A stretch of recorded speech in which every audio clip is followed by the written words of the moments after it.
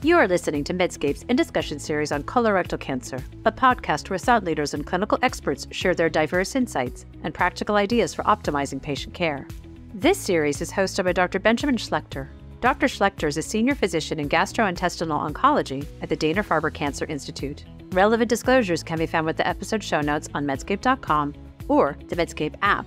The topics and discussions are planned, produced, and reviewed independently of advertisers. This podcast is intended only for U.S. healthcare professionals. Hello, I'm Dr. Benjamin Schlechter, and welcome to Medscape's In Discussion series on colorectal cancer. Today, we're discussing liver transplant for metastatic colorectal cancer with our guest, Dr. Martine Dieb. Dr. Dieb is the director of the Hepatobiliary Surgery and Living Donor Program at Beth Israel Deaconess Medical Center here in Boston and a member of the faculty of Harvard Medical School. He was previously at the Pontificia Universidad Católica de Chile, which is a leading international institution investigating the role of liver transplant in colorectal cancer, among other diseases.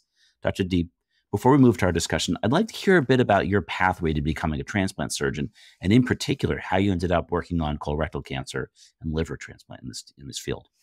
Thank you so much, Dr. Schlechter. I'm very honored to be invited to this podcast and be able to talk about this interesting topic that could help many patients in the future. I am originally from Chile. I had this opportunity to come to Beth Israel Deaconess Medical Center after med school, and I did liver regeneration research at the transplant center here, after which I was lucky enough to match as a general surgery resident at Beth Israel Deaconess. So this is, my alma mater. I was able to graduate as a surgeon here, and we had some paths together. And also after graduating from Harvard as a surgeon, I was able to get trained in both liver transplant, abdominal transplant, and surgical oncology hepatobiliary surgery at University of Toronto. So that's where I actually was able to get trained in both the surgical oncology aspects of hepatobiliary and pancreatic surgery and also organ transplantation. So I have been developing this passion of being able to transplant patients for cancer indications and also to use the organ transplant techniques to be able to do complex resections for cancer. Let's talk about the topic for today, which is liver transplant and colorectal cancer. I'll be honest, this is not a very familiar topic for a lot of oncologists. And so there's a lot of details that I think are new to us as oncologists, and we need to really sort of expand this conversation to get access to patients for this. So first and foremost, can you talk about some of the parameters for a resectable liver metastasis versus unresectable disease that would be an indication for liver transplant? Yeah, absolutely. So I think this is a very interesting topic because liver transplantation for cancer is not new. It actually started in the 1960s when liver transplantation started. People started doing liver transplant for advanced liver tumors. The problem is that they were selecting patients that had very advanced and poor tumor biology tumors, and so the outcomes were not good.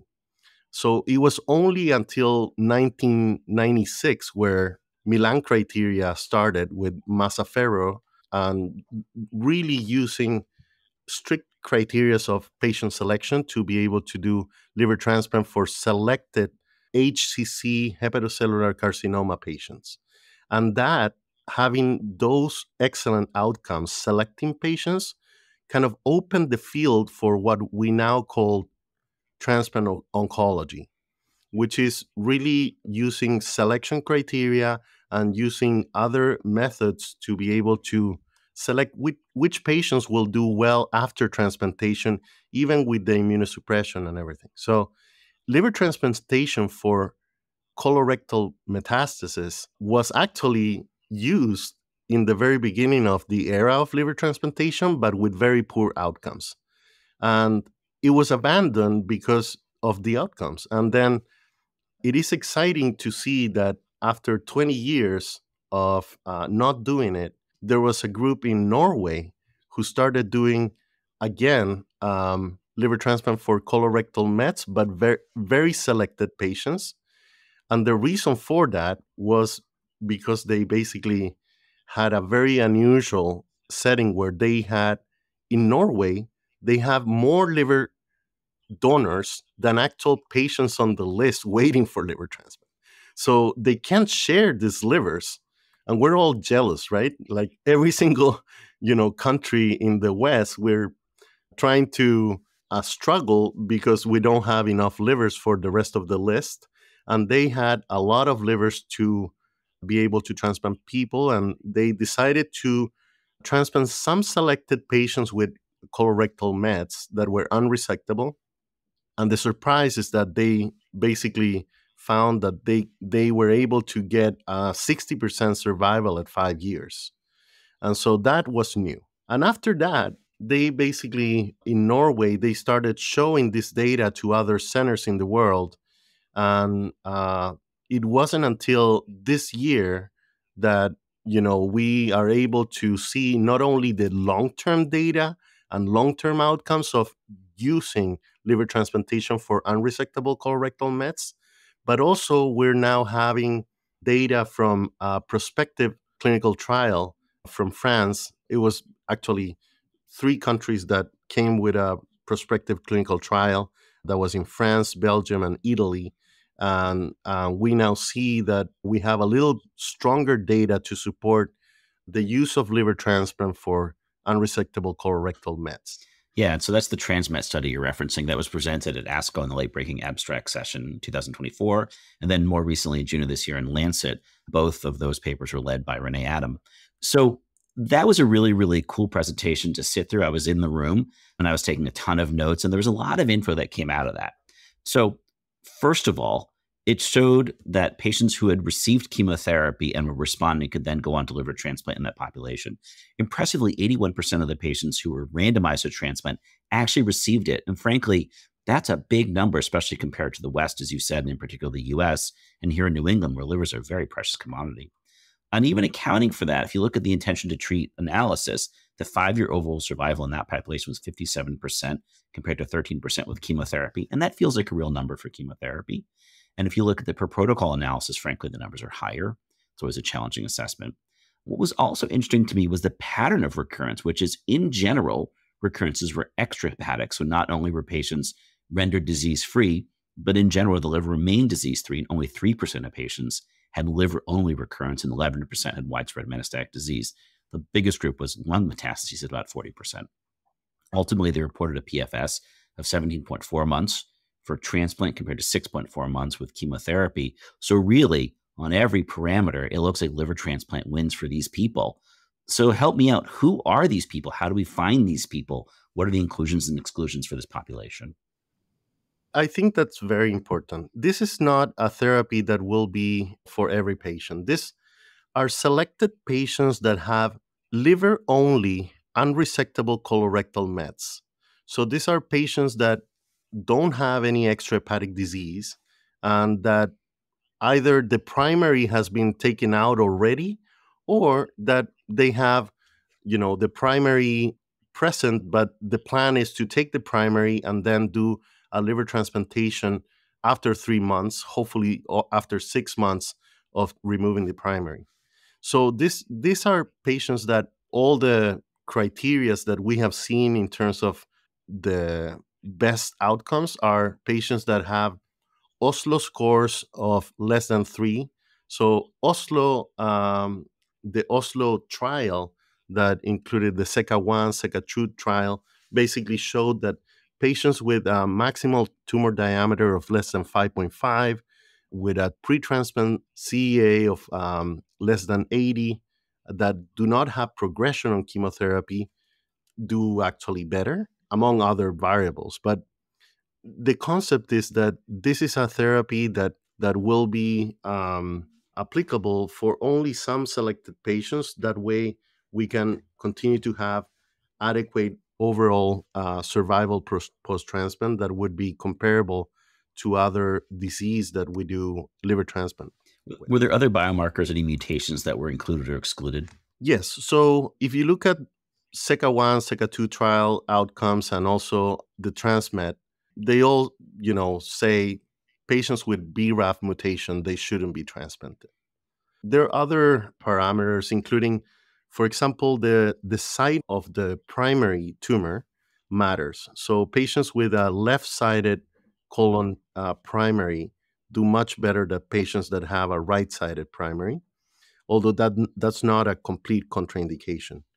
But if you look at the most updated inclusion criteria of programs like the one that we have in at Beth Israel Deaconess and many other inclusion criteria protocols include patients that have only hepatic disease, so no extrahepatic mets.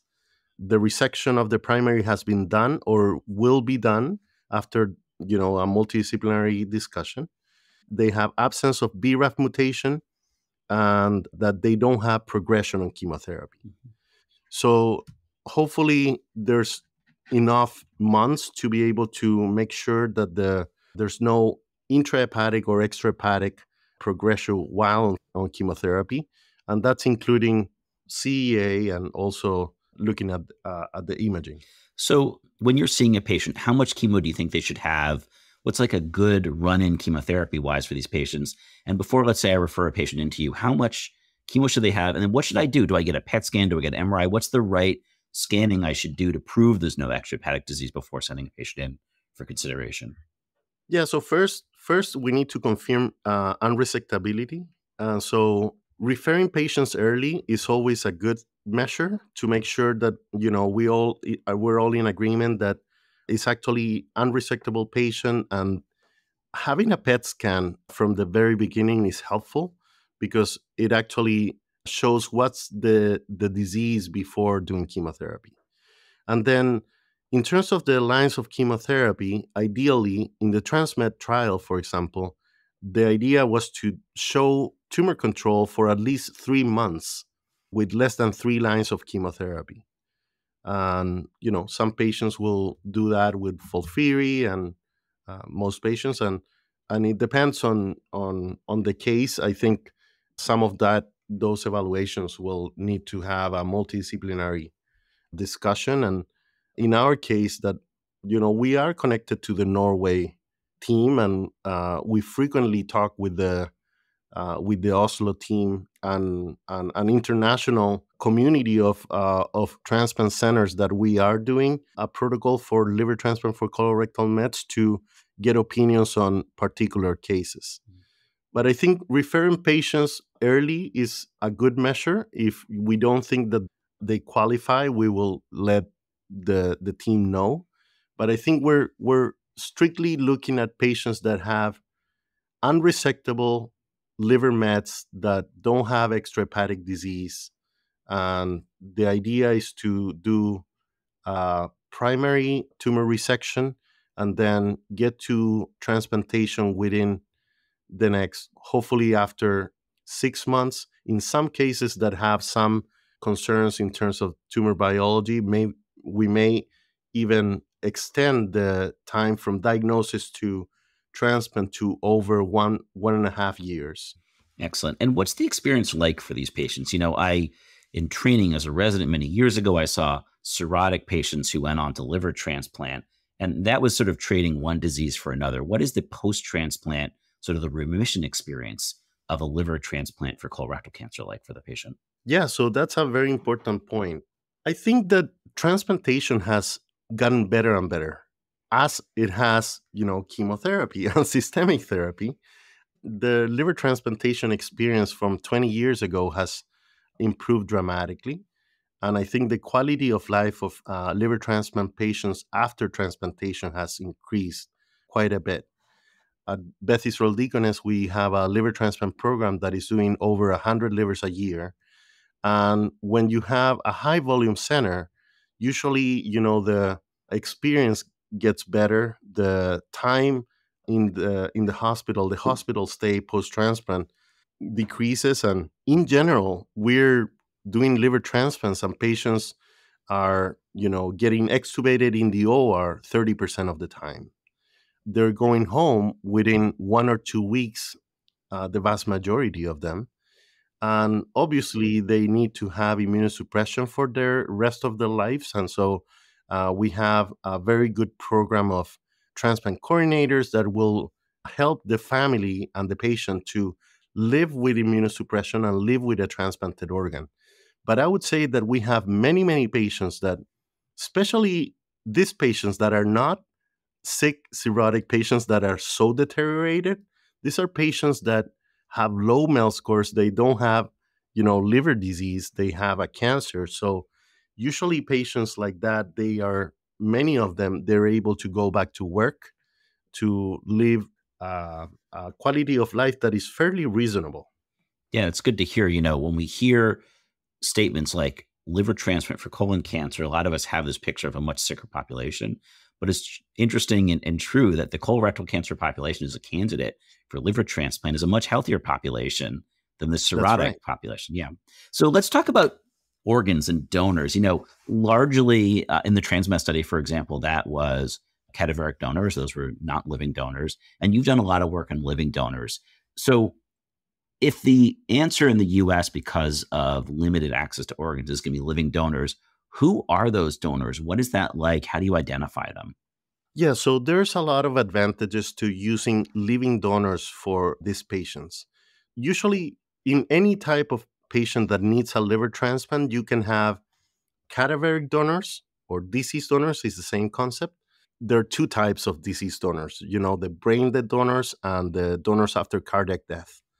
Those are hard to come by. And, we still have 15 to 20% mortality on the wait list in the US. We're already still struggling to get enough donors to be able to transplant the patients that are already on the list. Now, if you add a new indication, which are unresectable colorectal mets, we need to make sure that the outcomes are equivalent to the patients that are going to be transplanted for other reasons. So, right now, for example, the 5-year overall survival of a cirrhotic or a patient with hepatocellular carcinoma is over 80% 5-year survival. In the SECA trials and TransMed trial, if we do a good selection, I think we can get to 70%, 60, 70% 5-year survival. But until we don't have more data, I think it's a cautious measure to, as a field, try to use living donors and not compete with the rest of the list of patients that are already dying on the list for liver transplant. Once we get more data, it's going to be something that on the transplant community, we may be able to use deceased donors, especially, deceased donors that are maybe extended criteria that are not going to be used for other patients. We can do living unrelated or living related donations. So family members or also friends or neighbors or part of the community, even altruistic donors are able to donate to a potential recipient. And that basically gives the opportunity not only to time the transplant in a adequate manner because we're able to transplant the patient early, but also we can time it so we can give the amount of chemotherapy cycles that we want to give. So that's a huge advantage. You don't compete for a liver with the cadaveric wait list of patients that are waiting for other reasons.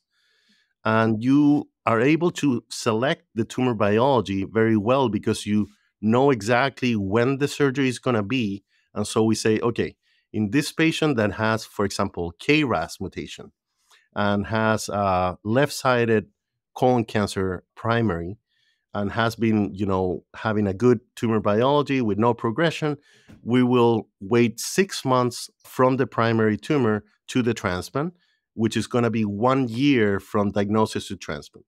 And, we see during that time whether, they continue to have good tumor biology. But if you have a deceased donor liver transplant, sometimes you can't really time that well and schedule it. So it becomes a little bit more tricky in terms of the patient selection and making sure that we do this for the people that are actually going to benefit. And how does donor matching work? Is it HLA matched, ABO matched? Like who can donate when you say a living related, for example? When we think about BMT, which we're all familiar with in the oncology population, it's an incredibly complex match process. Is this the same challenge? No, it's a little bit more simple. Living donors for liver transplant need to be between the ages of 18 and 60. They need to be relatively healthy, relatively fit, with BMI hopefully less than 30, definitely less than 35. But the compatibility is ABO compatibility. So if they're ABO compatible, is a relatively young, relatively healthy potential donor, we will go ahead and do a CT scan. And if the CT scan shows that they have a good, adequate anatomy, more than 90% of those will actually be good donors. So I would say out of 100 people that want to be donors, 25% of them will be adequate. So one out of four people that want to save their family member and want to have this operation to be able to donate half of their liver to their family member or loved one. Excellent. And it's really, really helpful to know that the matching process is more simple. So, during this discussion, Renee Adam unequivocally stated that liver transplant is a new standard of care for colorectal cancer. And I guess my question is, do you agree with this statement? How do we balance the demand for living donors, the demand for deceased donors, especially in a time of, let's say, increasing fatty liver disease and obesity, other indications for liver transplant, cause of cirrhosis, and also in an era of young onset colorectal cancer, patients are younger. Is this a new standard of care? Do you agree with that statement? I do agree with it. I think it's important to understand that not all patients with colorectal mets are the same. The amount of patients in the US that have colorectal cancer, let's say that 50% of them will have liver metastases. Only 15 to 20% of them will have liver only metastasis. So this is only for patients that have liver only metastasis without extrahepatic disease. And only maybe 15 to 20% of them will actually meet all the criteria to be able to undergo liver transplantation. So I think it's for a very selective subset of patients that have a very good tumor biology, generally young patients that don't have any other alternative of having even a complex liver resection is not able to get our zero resection, and that we could think about doing liver transplantation. It's one more of the skills that we can have. It doesn't mean that it will be the only skill or the best skill for all of the patients. So when a patient volunteers to be a living donor for a loved one or a family member, and they go through all the screening and they're found to be a candidate, what is the surgical experience for that patient? How long are they in the hospital? What sort of operation is that? Living donors are very special patients. These are patients that do not need an operation, and the only reason why they're doing this is to save the life of their loved one. Donor safety is our priority number 1, 2, 3, and 4. The donor needs to be a perfect operation, and so we take good care of, first of all, selecting well the living donors, making sure that they're young and they don't have any big contraindications, but also to inform them well of the process. So the living donor surgery that we're actually now doing it laparoscopically and minimal invasive. Here at Beth Israel Deaconess, we have done it laparoscopically with very good results. I think that experience before and after the surgery gets so much better because of the better recovery, and they're able to go home within, in general, 4 or 5 days, and they get on to their normal life within 6 to 8 weeks. I think it's important for them to know all the process and know what are the actual risks, what are the benefits for the recipient, etc. And among those risks, I think it's important for them to understand that this is a complex operation. Even if we do it with minimal invasive techniques and laparoscopic or robotic for the scar to be less, inside we're taking out half of the liver. And that is a surgery that needs to be taken very meticulously and minimize any bleeding. And so it's a surgery that takes a long time. It's a surgery that takes about 6 hours. We do the best to try to minimize any risks. Excellent. Thanks for that. So today we had Dr. Martine Dieb joining us to discuss liver transplant for metastatic colorectal cancer. We discussed the various important criteria. So first of all, we discussed that early referral to multidisciplinary centers that manage these is important to help get patients set up. We discussed the fact that there are certain inclusion and exclusion criteria to consider. Obviously, unresectable disease is a critical determination that should be made by a liver surgeon, and that the absence of extrahepatic disease is important in staging with PET or other imaging. We discussed certain other biological exclusions. So there's a relative contraindication of right-sided versus left-sided cancers, but right-sided cancers can be transplanted. We discussed that an elevated CEA greater than 80 is a contraindication, as well as mutations in BRAF. And we reviewed data from both the TransMet trial recently published in The Lancet and presented at ASCO in 2024, as well as the older Oslo criteria and Oslo trials and SECA trials. And finally, we heard that donors can now come as living donors with a laparoscopic robotic surgery with a better safety profile and greater access to organs that are ADO matched, not HLA matched, because of the nature of the biology. So thank you again for joining us. This is Dr. Benjamin Schlechter with In Discussion. Thanks for listening to Medscape's In Discussion Colorectal Cancer podcast series with our host, Dr. Benjamin Schlechter. Be sure to look for more In Discussion episodes wherever you get your podcasts. Check out Medscape.com or the Medscape app for show notes, links, and more information on colorectal cancer.